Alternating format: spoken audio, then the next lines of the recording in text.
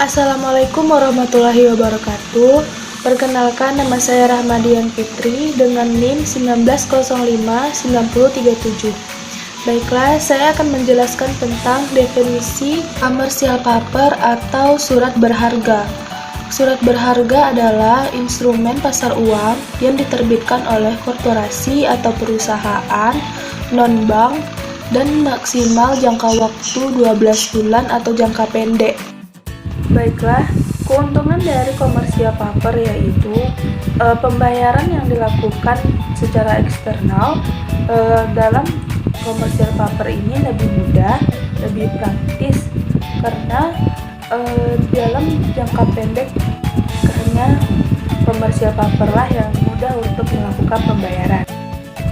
Kelemahan dari commercial paper selanjutnya yaitu surat berharga atau commercial paper tidak menjamin suatu perusahaan atau investor menjadi konkurer atau sebagai pemegang saham.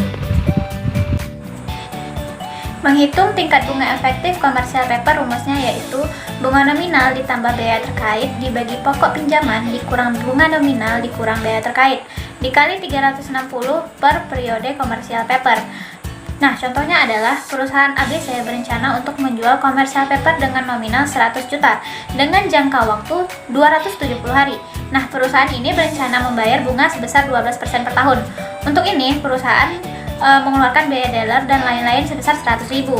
Hitunglah biaya bunga efektif dari commercial paper tersebut.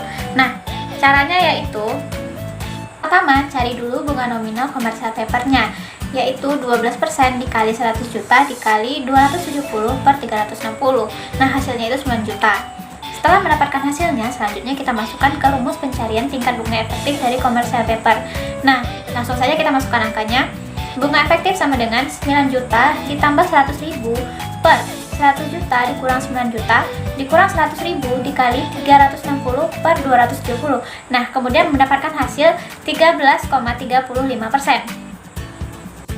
Contoh pendanaan ini dalam dunia nyata yaitu pada tahun 2017, BI menerbitkan peraturan untuk pengeluaran transaksi surat berharga komersial sebagai instrumen utang jangka pendek bagi korporasi.